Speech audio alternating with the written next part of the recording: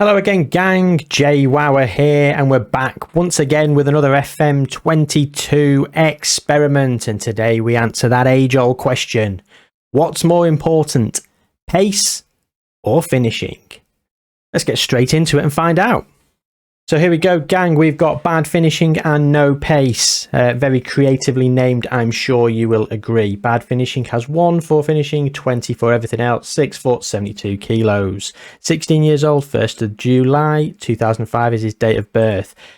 No pace, same date of birth. 1 for acceleration and pace, 20 for everything else, 6 foot and 72 kilos once again. Both playing for Forest Green. Why? Because Forest Green had a system that played 2 up top, I thought, do you know what? Let's have them both start at the same club and see where they end up. So what we're going to do is we're simply going to simulate through their entire career, come back and see who got on better. Let's go. Okay, gang, we're back, and I've come to 2042 because one of these two retired. I can't remember which one now, but one of them disappeared. I think it was bad finishing. Anyway, so 36 years young. They've both been trained as attacking midfield centres, and bad finishing has been also trained on the left. As you can see, he's playing for Chelsea, and no pace is playing for Manchester City.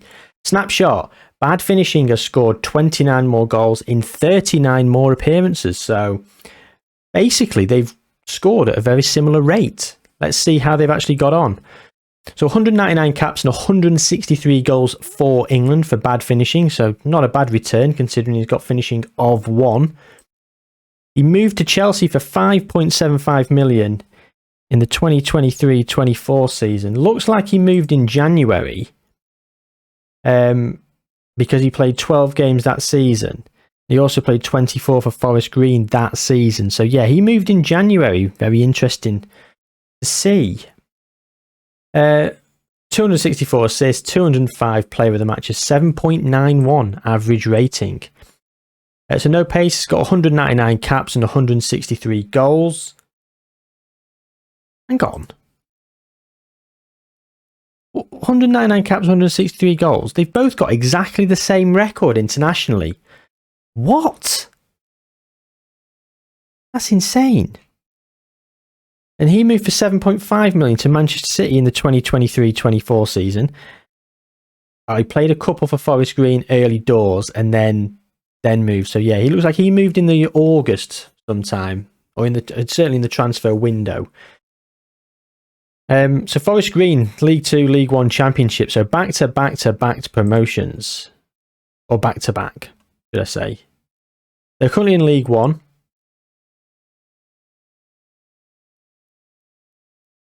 So, like Scabbit League 2, promoted as champions. 7th in the Championship. And then they found their level. They got relegated. They've gone back up. They got relegated. Oh, they went down to League 2. Came back up as champions a couple of years ago. So they're back in League 1. So they're up a division from where they started in 20 years. Not bad.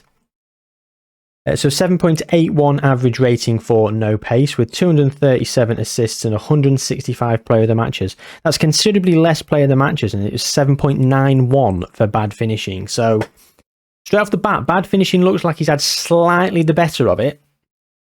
This international record is absolutely baffling.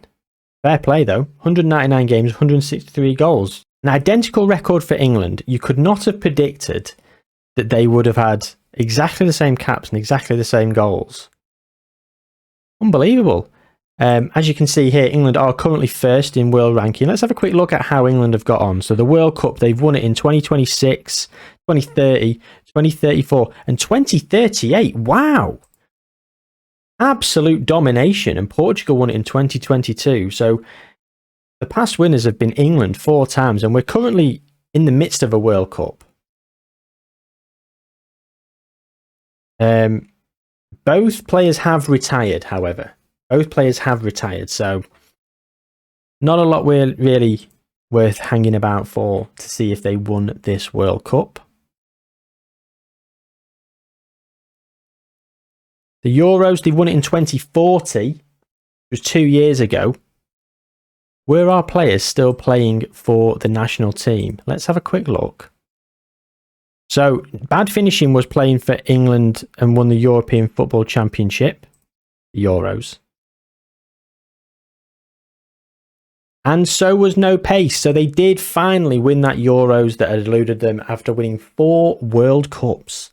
Not surprising they've won 4 World Cups, in fairness, really, if you think about it. You've got the 2 of the best players in the world, bar a couple of attributes.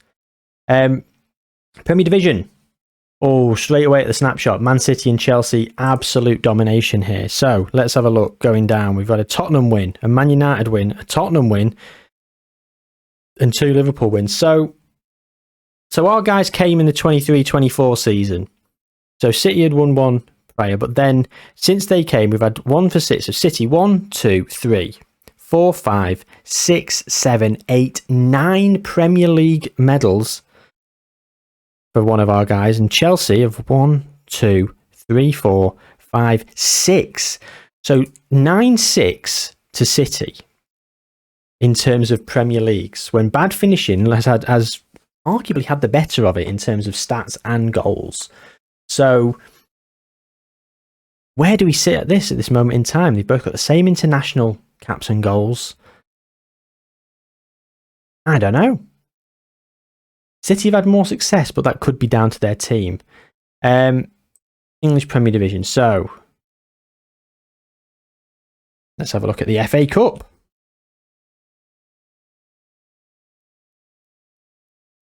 Oh, here we go. Man City again. Oh, I say Man City again. 1, 2, 3 for Man City. Wasn't there? So 1, 2, 3, 4, 5, 6, 7 for Chelsea. Had a swung back, maybe in the favour of Bad Finishing.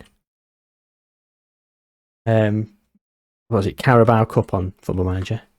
The Carabao Cup. Oh, here we go.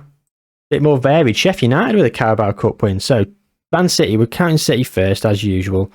1, 2, 3, 4, 5. Doesn't count. Norwich won it. Go on, Norwich. 1, 2, 3, 4, 5. We're even Steven for the Carabao Cup. European Champions Cup then. The European Champions Cup, and well, look at this snapshot.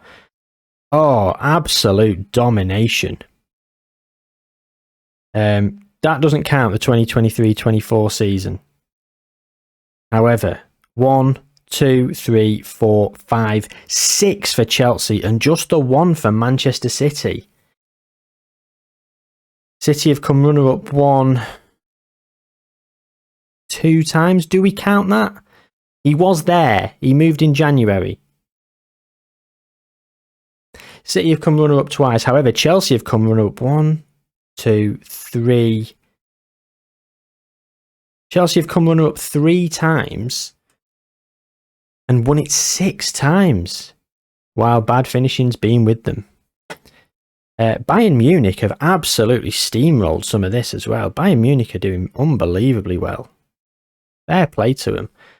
Okay, so time for the golden ball. I'd say Bad Finishing is currently taking it at this moment in time, and well. You can see it as well as I can, gang. But there's 2 things I want to pick up on here straight off the bat. Firstly, Bad Finishing has absolutely blitzed this the golden ball, which is essentially the Ballon d'Or. However, 2 players that have also won it in the past, Kylian Mbappe and Erling Haaland. Notice they're both playing for Bayern Munich. No wonder Bayern Munich was so good. So the Golden Ball, World Player of the Year. Again, Bad Finishing has absolutely steamrolled it. The Goal 50, again, Bad Finishing has absolutely battered No Pace. So Bad Finishing